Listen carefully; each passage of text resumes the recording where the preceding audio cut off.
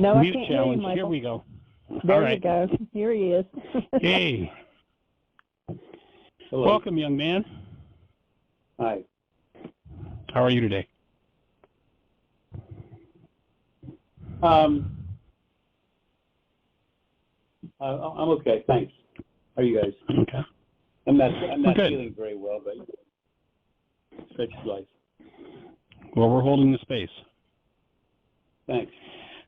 I appreciated that conversation yesterday, and I'm delighted that you picked up and you went back to watch the Sarno movie, All the Rage. How did it speak to you when you watched it yesterday? Well, it was. Did it say anything new to you?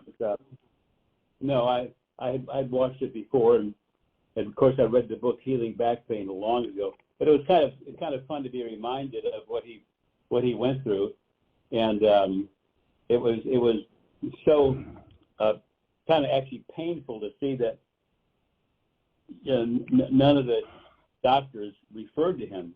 It's amazing. Yes. They just really amazing that they, that's how they are. It is quite. And I guess his wife or his daughter saying that they, I guess his wife, it was saying that he, she got lots of accolades because she was in a different kind of a profession as a Field, specialty, right? where she was lifted up and people really liked her, and she created more opportunities for other people. And his work, Sarno's work, really hits the orthopedists and the body, the chiropractors and the body workers, and doesn't help their practices at all. And it's pretty amazing. And when people are hooked into treatment and believe that treatment means healing, where treatment is just treatment, and then there's healing, where Sarno was into healing, those who are hooked on treatment, generally speaking, aren't very interested. And that's unfortunately the medical profession by and large today, although there are many, many physicians opening up, many that we've interacted with. And in fact, back a few years ago, I was working with the dean of medical school in Florida. And when, after several, conversations and doing some still point breathing work with him, I offered the thought, what would it be like if medical school were a loving, caring, gentle place where people came to be healed and become healers? And he was like, what a radical idea that is. And a year later, he actually quit as dean of the medical school I think it was in Gainesville, University of Gainesville, and ended up. I'm not remembering his name at this moment. This goes back about 20 years ago. But he quit as dean of the medical school and went into bringing alternative medicine into a variety of medical schools. So changed his life quite a bit. One of the other doctor there, I had seen it before. A doctor who I worked with in Detroit for a while, Dr. Schubiner, Schubiner, was on the show, and I had missed him the first time, or maybe I saw him as a result of watching that the first time. I went to see him 4 or 5 times. Right. Yeah. Well, I'll just say from a medical perspective, you're right down there near the Upledger Institute. Yeah. And his specialty, when I studied craniosacral work, John Upledger was my teacher in that arena. And he really originated the whole field of craniosacral work, and his institute is, I don't know, probably within 15 to 20 miles of you there. I would strongly suggest you go and consult with them. the Upledger Institute. I think they're in Palm Beach Gardens. So I remember the town just north of Palm Beach. Yes.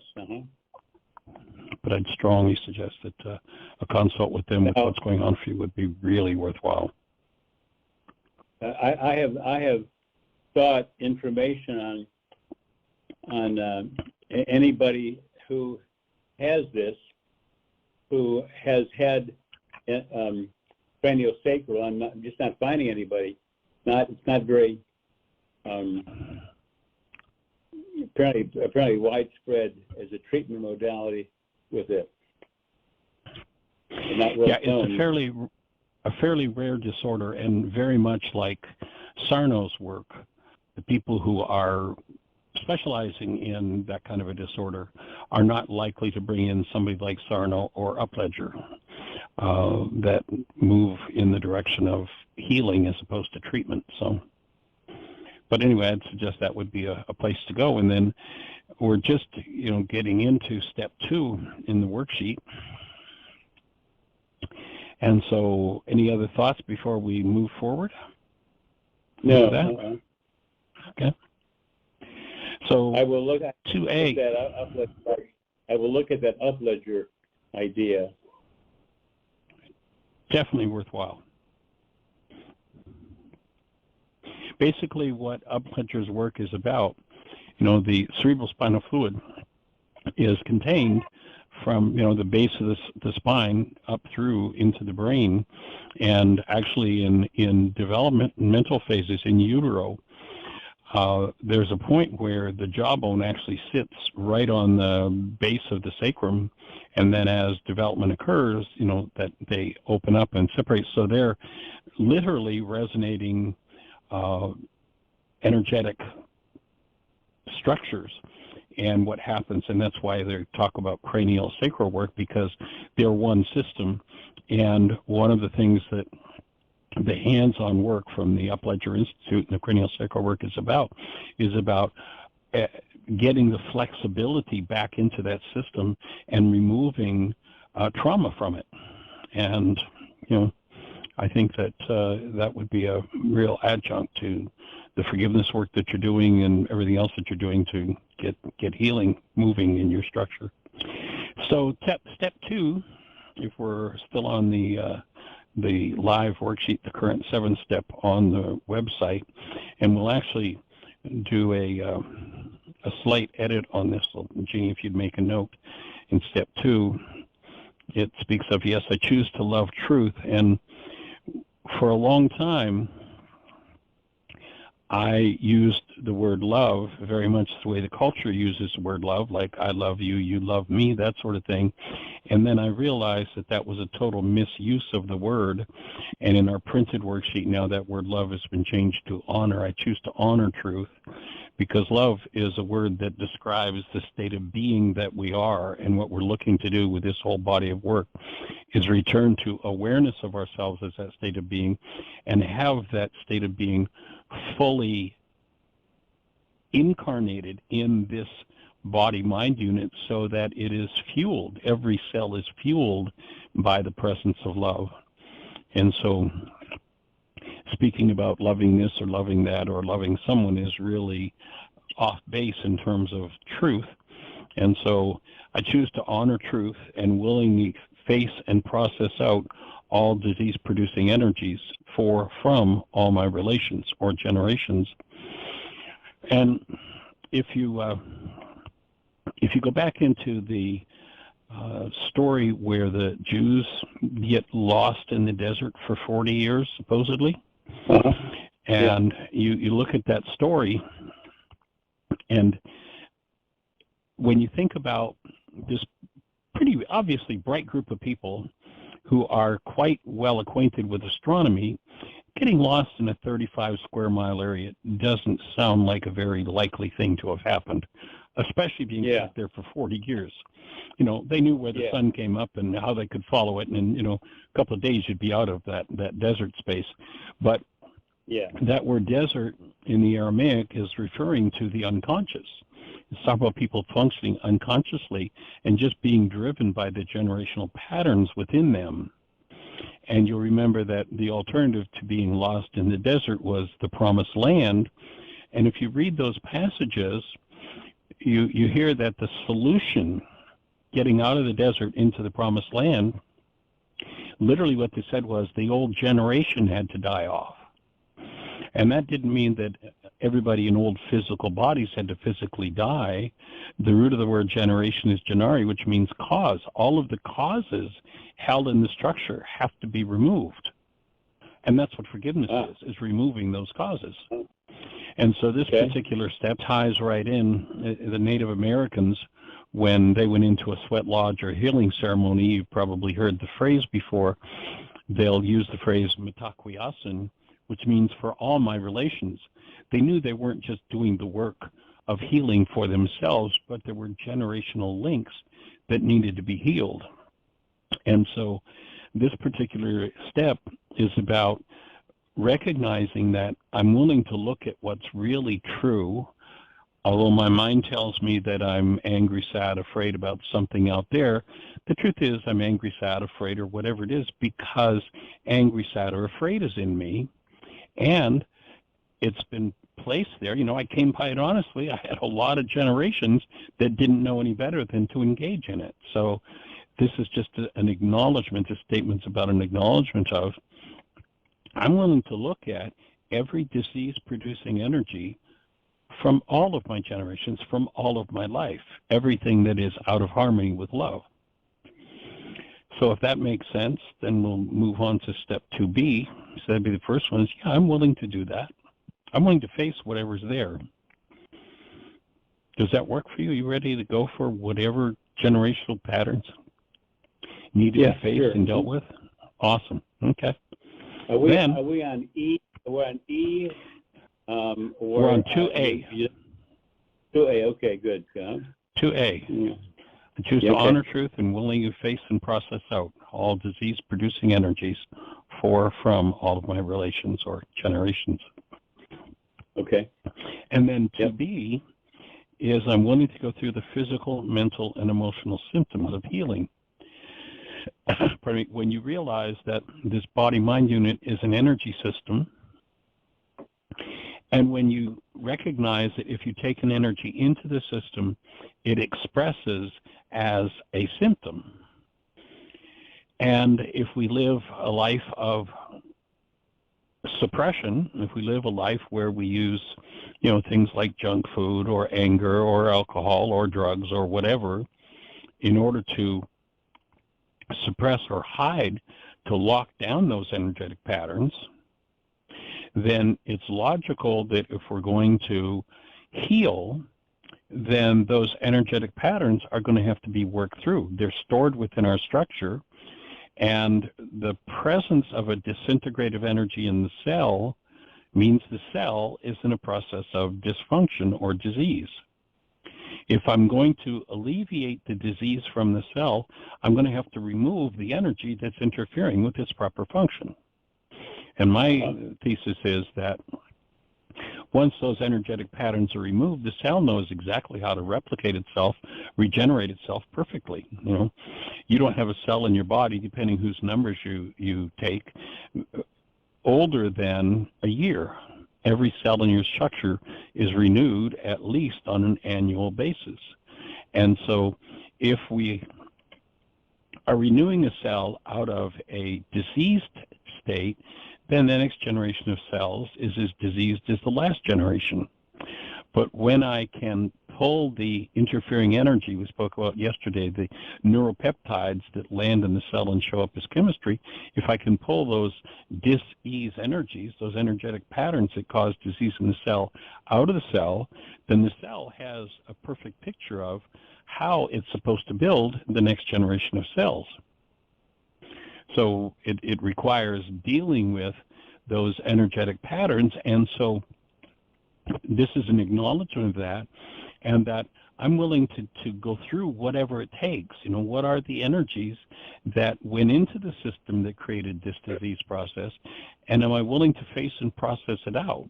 And basically those energetic patterns move on 3 levels: physically, mentally, and emotionally. So on a physical level, what healing looks like is any kind of symptom you've ever had and low energy.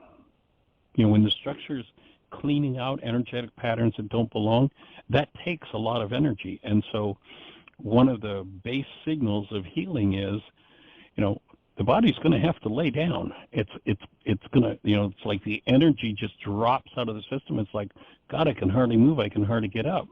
Well, if you're doing your work, that's one of the stages of healing. So we want people to be aware of that. So I'm going to go through the physical. On a mental level, healing looks like any kind of negative thought you've ever had and confusion. As those energetic patterns start to move, the energies that come up that conflict with the state of being that we are and the truth tend to create massive amounts of confusion. So on a mental level, healing looks like any kind of negative thought and confusion. And then on an emotional level, looks like any kind of negative feeling and depression. That's all part of the healing process. Healing isn't Dr. Feel-Good, and the reason a lot of people don't want to face and do the healing process is because, I've got a fifth of scotch that I go through every 4 days, and with my fifth of scotch, I'm feeling no pain. I don't have to deal with any of this stuff, or at least that's what people think. But if one uses their rage or their fifth of scotch or whatever it is to keep the pain down, then that it's not that they're not having to deal with it, they're just dealing with it unconsciously, and they deal with it as degeneration. When I lock an energy that's of a disintegrative nature into a cell, then that cell begins to degenerate. So what we're not willing to face physically, mentally, and emotionally ends up becoming the long-term degenerative energies that most people call aging, and aging really doesn't have anything to do with time. It's got to do with the energetic patterns that we hold on to. So this would be the willingness to go through the physical, mental, and emotional symptoms of healing. Does that work for you? Willing to face whatever comes up? Yes. Mm-hmm. And some of it can be pretty tough, can be pretty intense. And then there are a set of definitions, which I don't think we need to cover at this point if we just scroll past those definitions. It takes us down to the bottom of the page.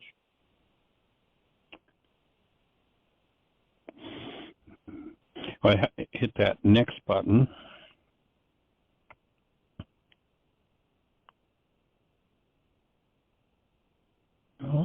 Gina, are you following along with us here?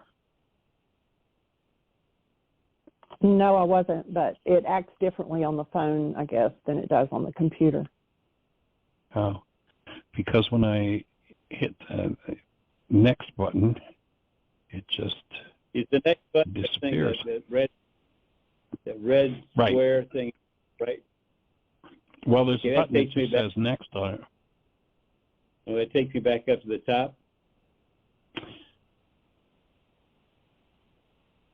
If you click next and then you roll back up a little bit, and it's got the premise. Let's see. There's next. Okay. All right. The definite next takes me up to reality management, wake up sheet, change your mind, forgiveness. Okay, I don't know why it's not coming up. Unless it's because I'm not filling in the blanks, maybe. Let me see.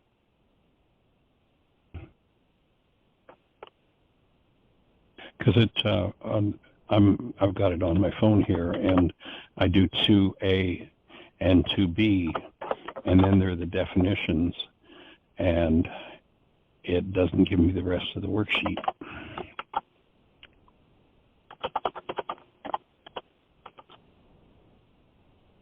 Little glitch here technically. Let's take a minute.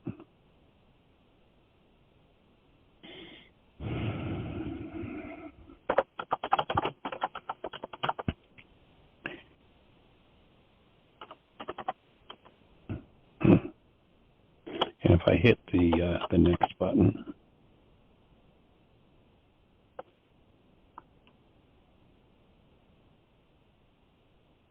it It just takes me to the bottom of the page. Mm. Oh, Susan said she knows how to get around this. Okay, so let me turn her microphone on here. Go for it, Hey. Susan, tell us. Hi.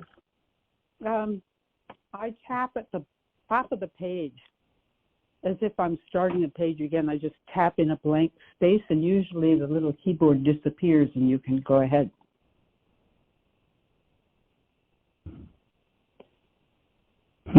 This is on the iPhone. Okay, you're doing the actual app one, though. He's doing the one on the website, yeah. Oh, sorry. I'll have to, no, you're good. I'll have to get a hold of India, because they're the ones that did this. So. I feel for you. All right. Well, put me up. Thank you. Thank you, Susan. Or no, it's not Michael. It's John. Yeah. Good going, John. Hang in there. This is not easy, but good.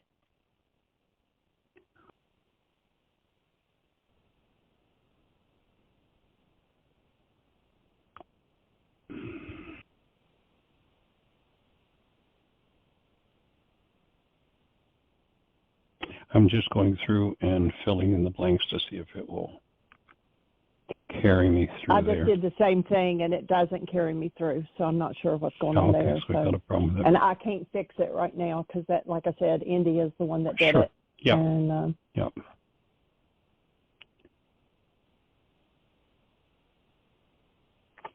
Okay.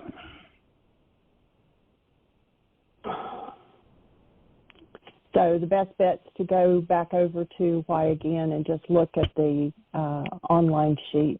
The click on Start Here, and then the Reality Management Wake Up Sheet, and the current 7-step.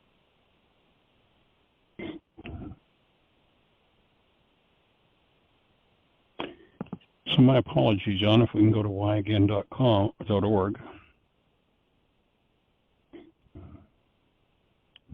And then up in the upper left-hand corner, there's a button that says Start Here. Oh, there's a glitch on the website. I don't know what to do about that. So if we just go to the home page. whyagain.org. Okay. All right. Now what? And then the upper left-hand corner says Start Here. Okay.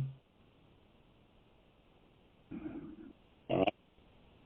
And then go down to where it says Stress Reality Management Wake Up Sheets, and then click on the very first one says 7-step Reality Wake Up Sheet, and it'll pop it up on your screen, and you can also download a PDF from there. A little slower, please. Yeah, okay, now. So when you click on Start Here, then scroll down. Now what? And then scroll down to where it says Stress Reality Management Wake Up Sheets. Stress. As in, I'm under stress. So just a couple links down. Stress. Yeah. Stress/reality management, and there's a plus sign. So when you click that, it'll take you to, we have several versions of the reality management sheet. That's why they have a separate page all on their own. But the very first one says Wake Up Sheet 7-step, and that's the newest one. I'm looking.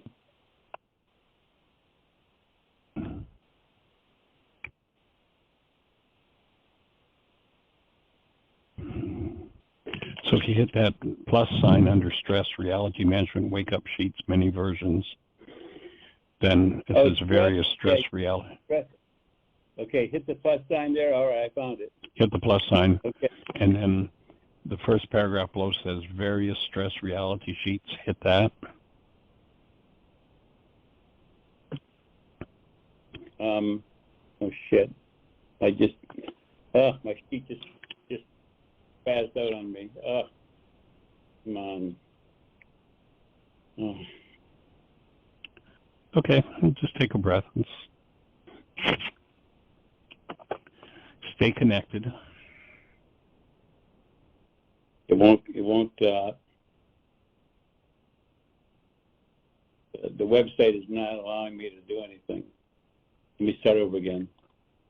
And go back then. Yeah, that'd probably be the best thing to do. Okay, start here.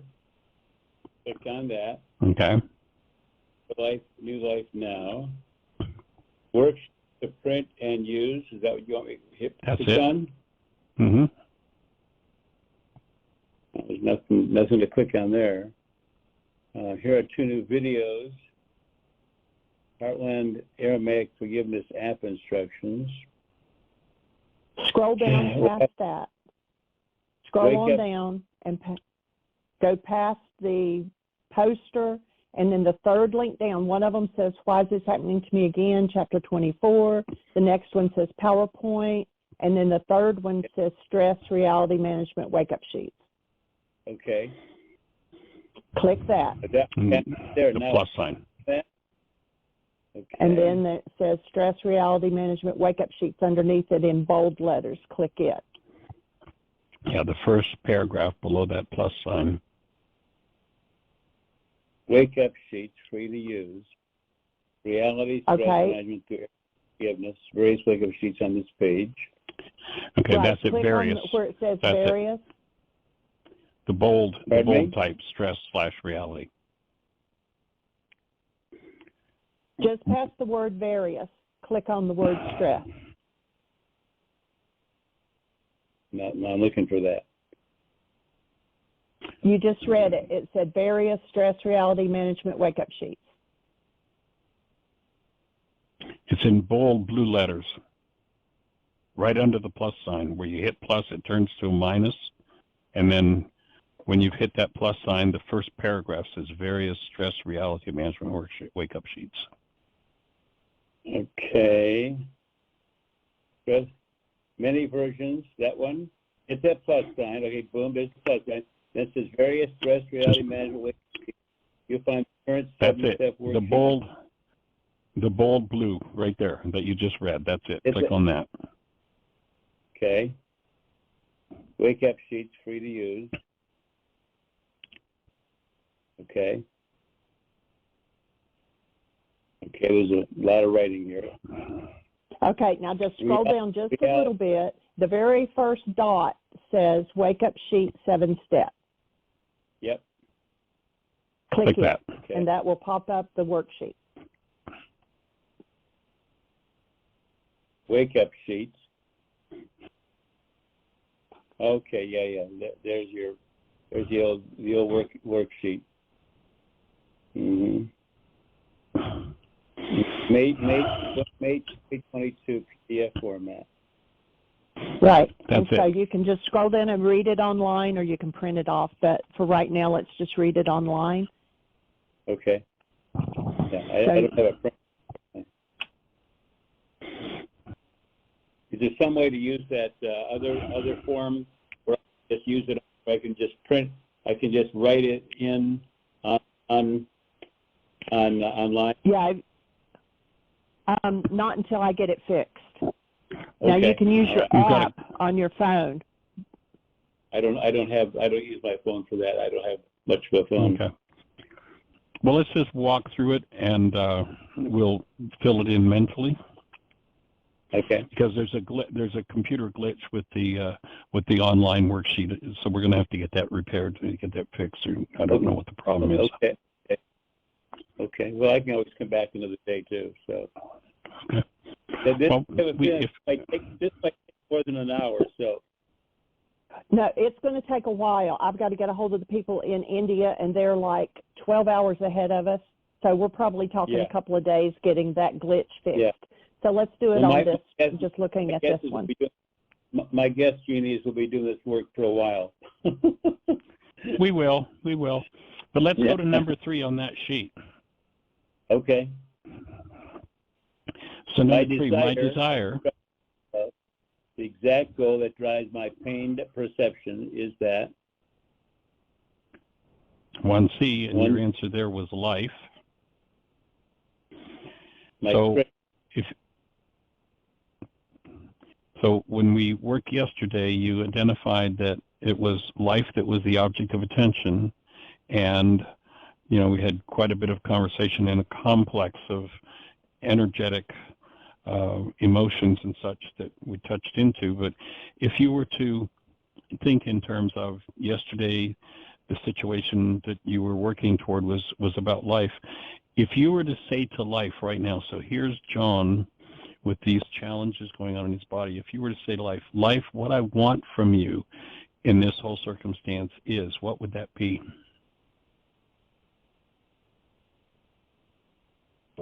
I'd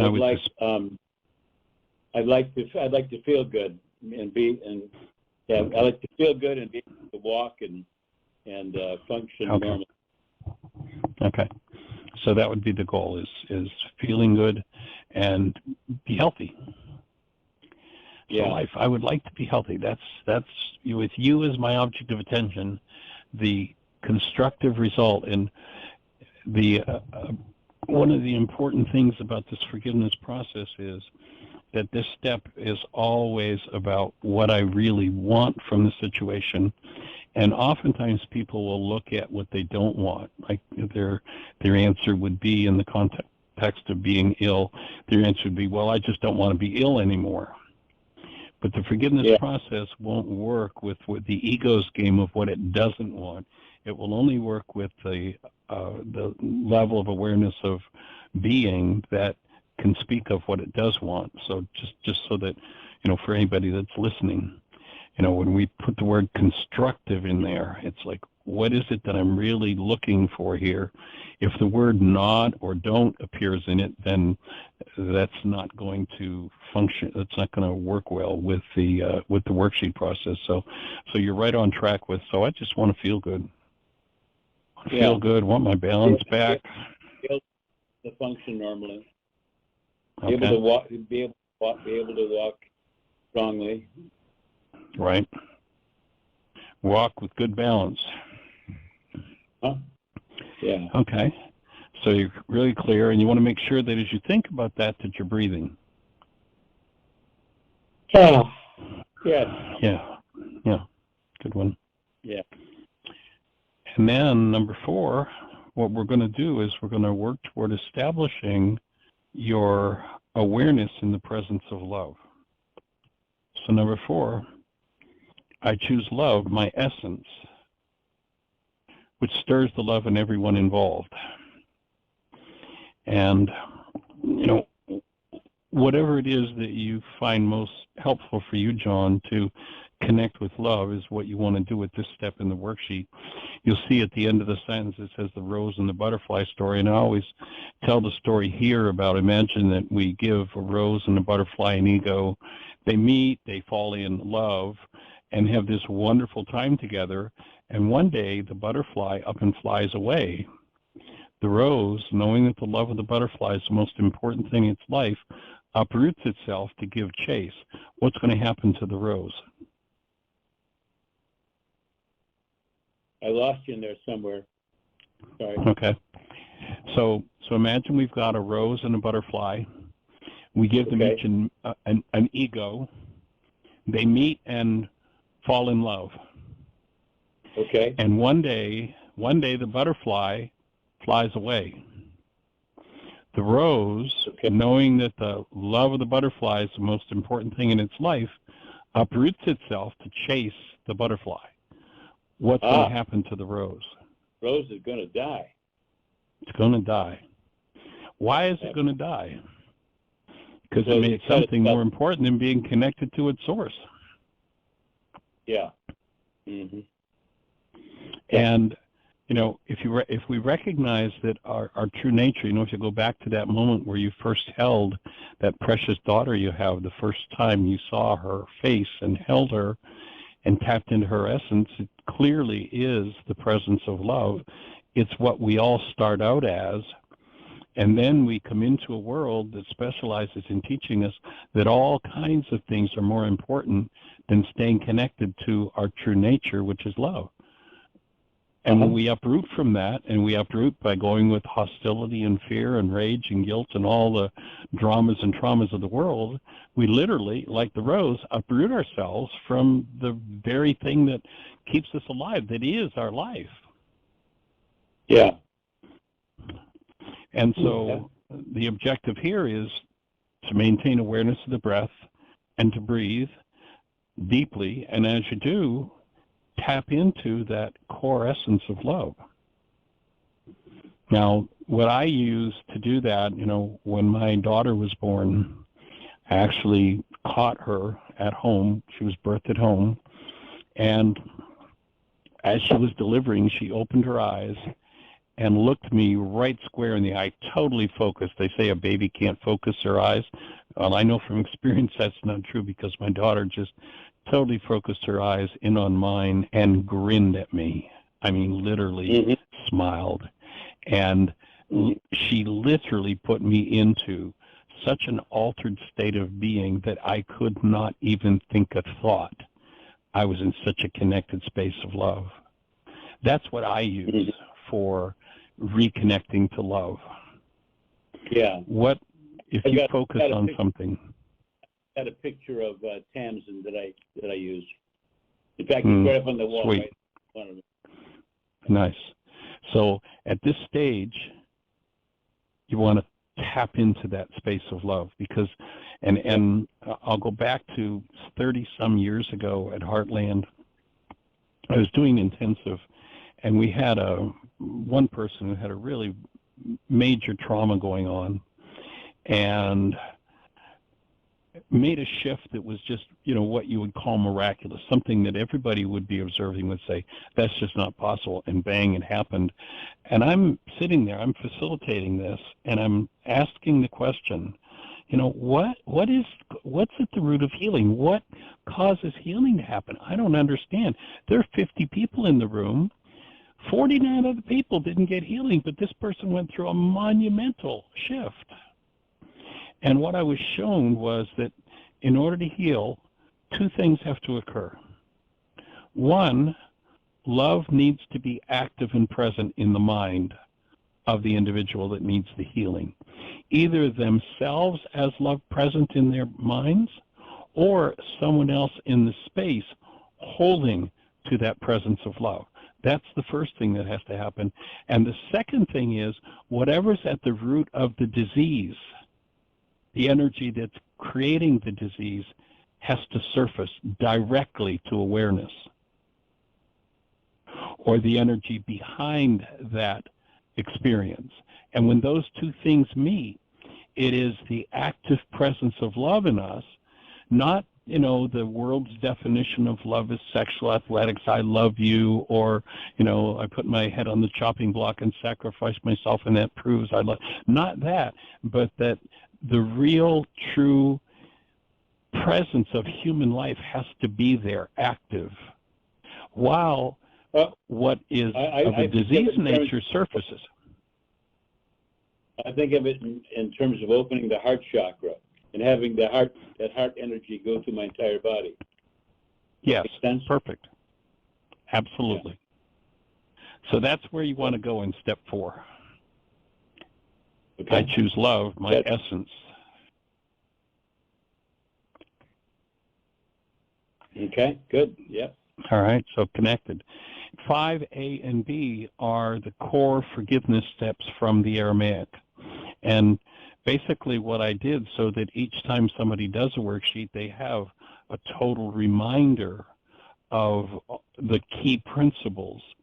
I basically do a review of in step 5, of the first half of the Why Is This Happening to Me Again workshop. And so if we want to read along, when upset, my perception is built out of corrupt data driven by the goal that I had in number 3. In this case, it would be to be able to walk solidly and be healthy. It is a limiting picture constructed from a max of 9 bits of data out of 10,000 brain cells firing.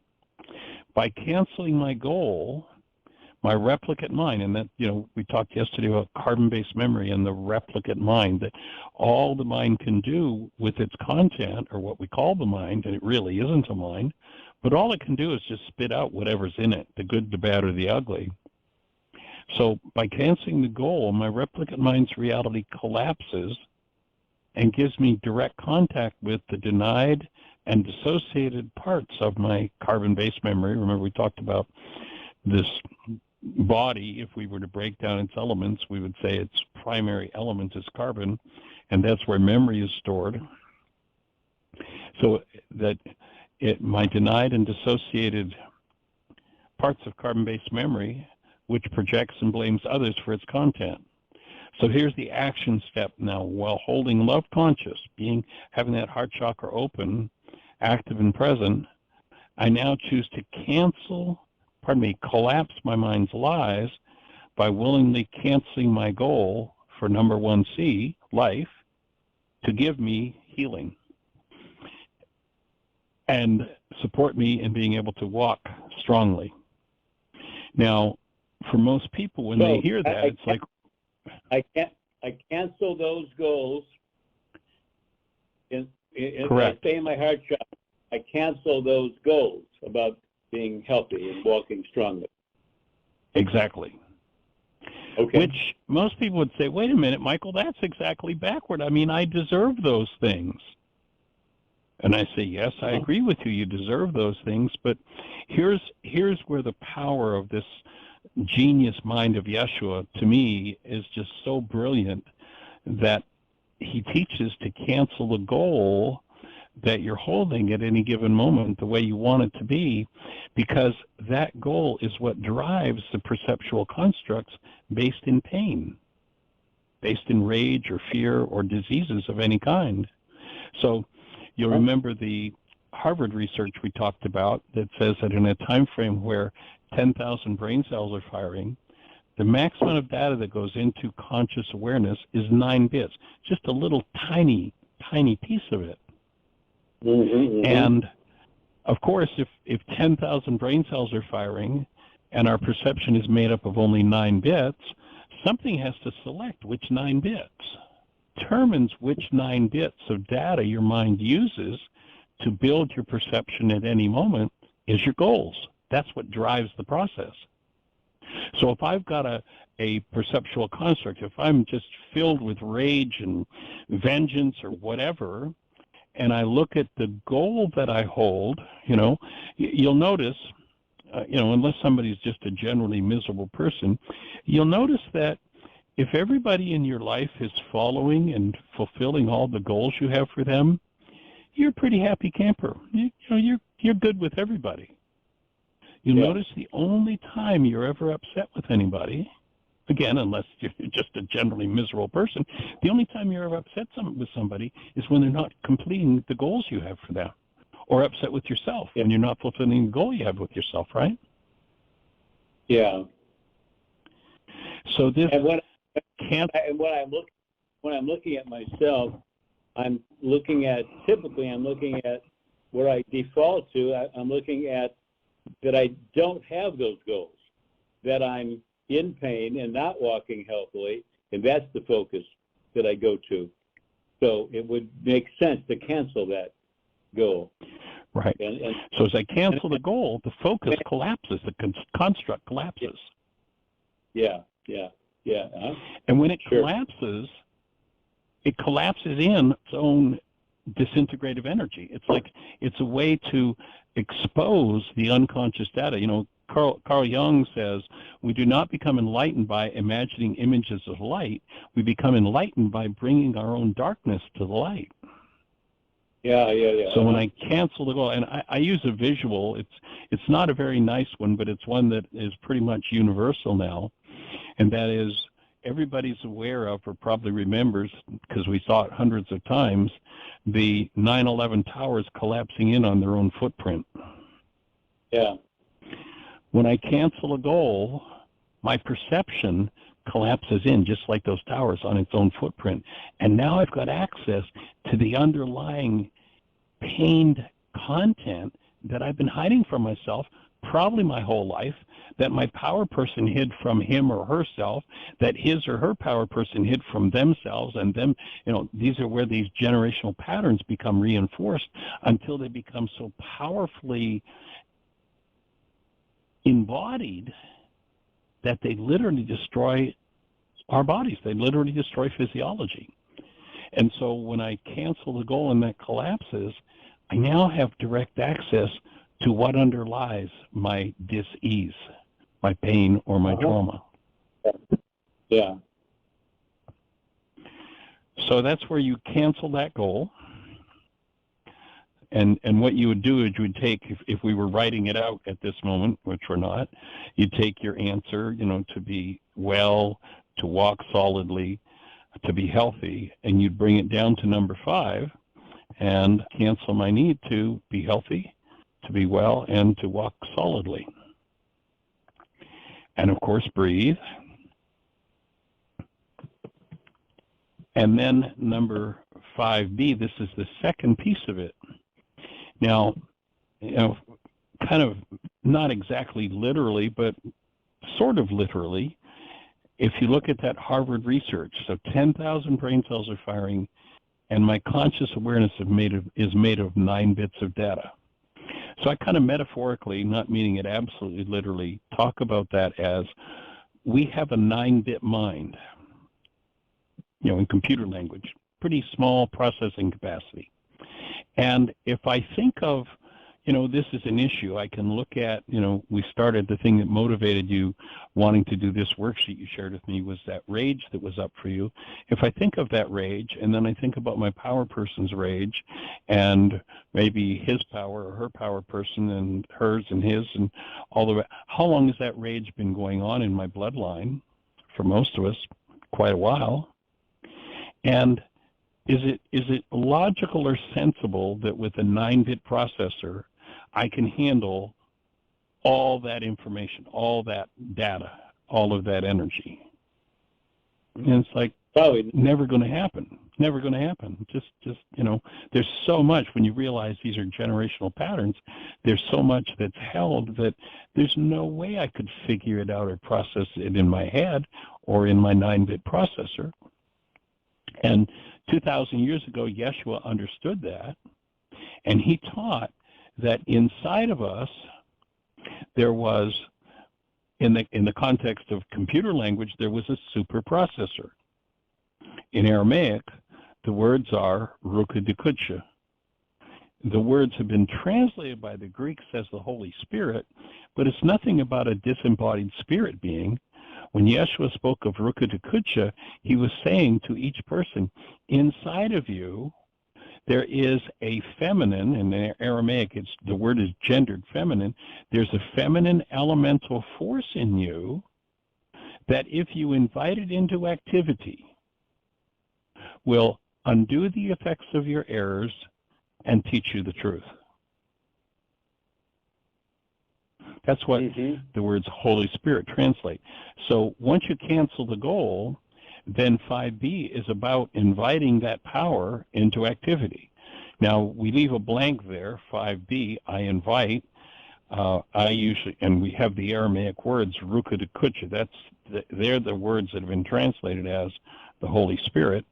I leave that blank, like for instance in the AA program, it's the higher power. Some people have called it the superconscious, the subconscious, the primordial X. I don't think it cares what we call it. I usually just put in that blank Ruka when I'm doing a worksheet. I short form it, asking that power that's in me to take this over and process me through what I have no clue how to do on my own. So 5B, I invite higher power, Ruka-Dekutsha, whatever term you use, Holy Spirit. And there's several things we suggest that one asks for at this point, and that is to incline me toward healing. Most people never touch the mainspring of their own behavior. And so if the generational pattern is, the first thing we turn to when somebody's not fulfilling a goal, when somebody's, our frustration is up, if the first thing we turn to is our rage, what we're saying to love is, I really don't trust you for a damn. what I trust is my rage. And that's what most people turn to. So this first request is, I'm asking this power in me to literally teach me and incline me toward healing and to restore me to that, my newborn essence. You know, you started out, John, the same way as your daughter. When you look at that picture, you're of the same essence of love. Now, maybe and probably your power person didn't teach you that, gave you some different messages. And so so I'm asking to be restored to the truth of who I am, my newborn essence. I'm asking that power to help me to heal my own denial, the pretense that what's going on inside of me comes from the outside, and the capacity, I'm asking to have healed the capacity to generate the emotion in number 1B. So going back, I think that was rage when we filled that out. So I'm asking this power literally to heal in me the inclination toward rage, or whatever the emotion is of the particular worksheet we're doing at the moment. And then to help me to open a direct conscious relationship with and gently remove the denied, dissociated, and projected parts of my carbon-based memory. So I'm asking several things of this elemental force that Yeshua speaks about to assist me in. And in essence, what I want to do at this point is just breathe and surrender into that. It's like, I don't know how to figure out why rage comes up in me, and I trust it the way that, you know, my power person trusted his or her rage, or the way that I don't know how to undo that. But there is a power in you that does. And this is a request asking that power to support you in it. So how about just going through and reading 5B? Are you able to look at Facebook right now? I can. I've got a note to you where you are the only person who can see it besides me. And I'm wondering if you can see this what I've written.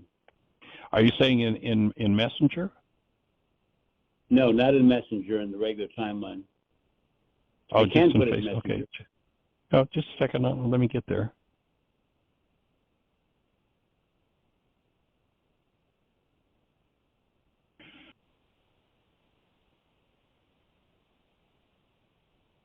Posted it under your name. Just a second. It's not showing up.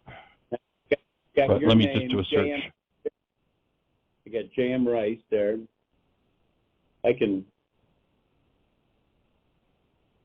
I'm just going to your page. Just a second here. Yeah, I'll just put over here. Okay, yeah, if you can put it in Messenger, because it's not showing up on my page. Yeah. And when I look at it, seeing the first post I'm seeing is one you did today at 9:30. There you go. Take a look. Put it in Messenger.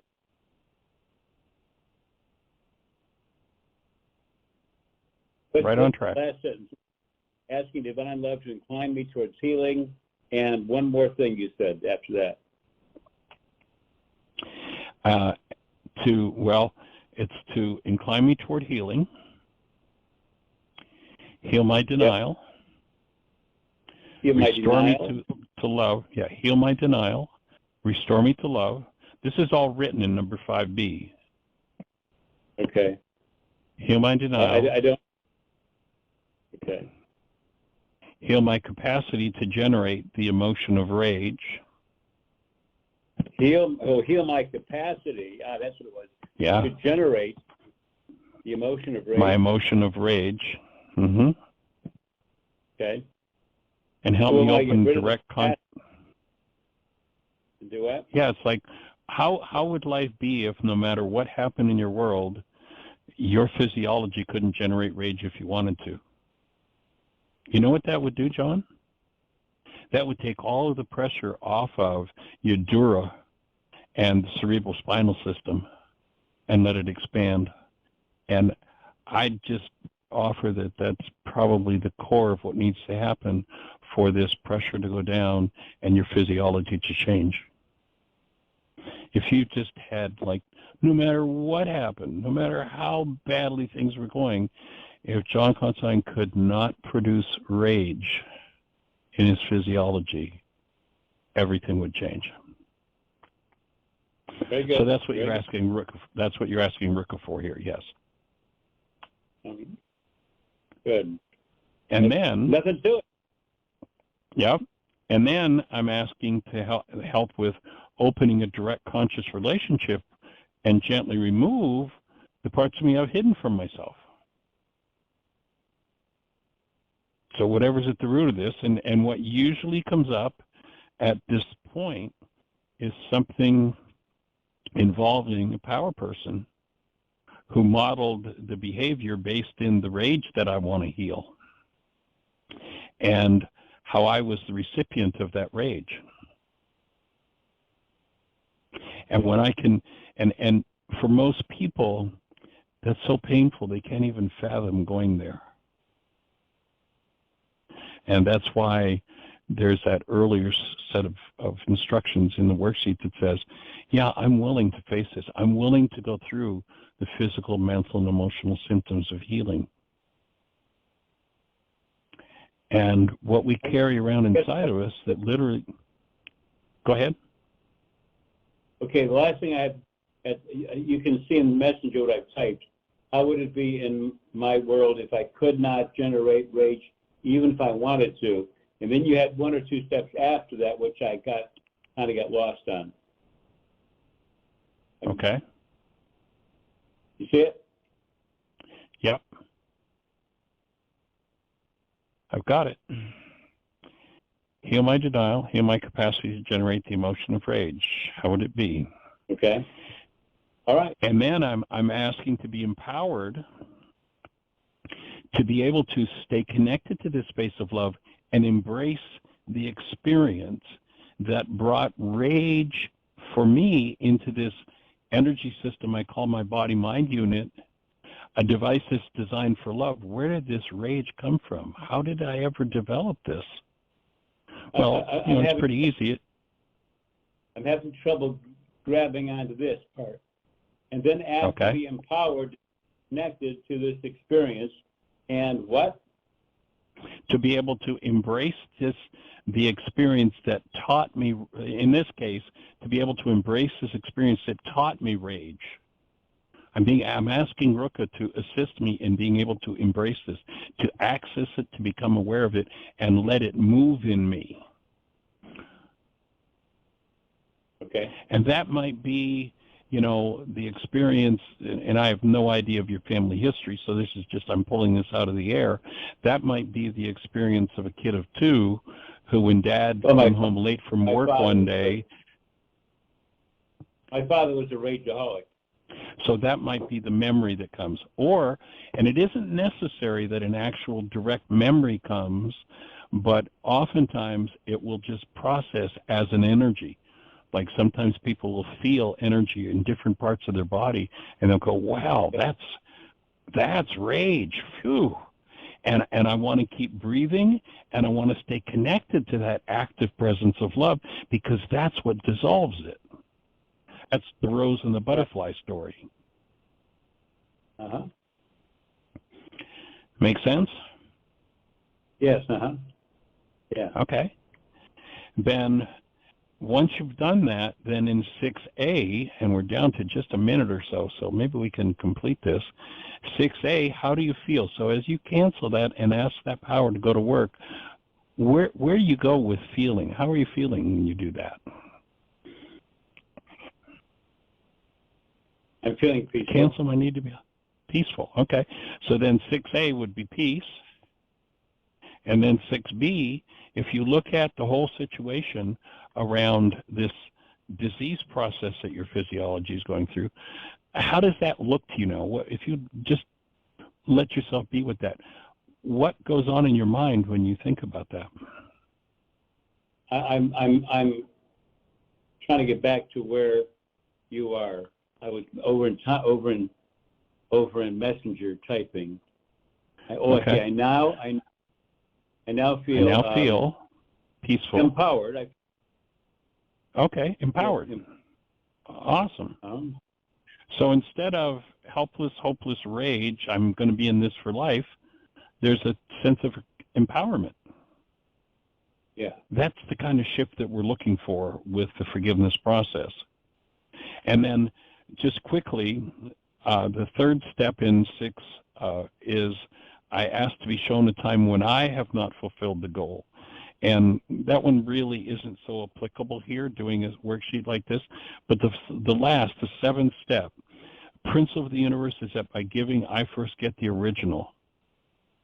And I step into gratitude for this awareness and this opportunity to heal. I choose truth and perfect love. And now, based on number 3, this whole situation you've gone through, what would be a loving goal? If you were to set a goal in your mind that every time I think about life, instead of being angry, rageful, why is it doing this to me, what goal could you set for life itself that would be based in love? And that would be the final step of the worksheet. If you were to go to my heart, we go to my heart chakra and breathe every time. There you go. That's the completion of your first worksheet, my friend. That's first century Aramaic forgiveness. That's how it works. Awesome piece of work, John. Very nice.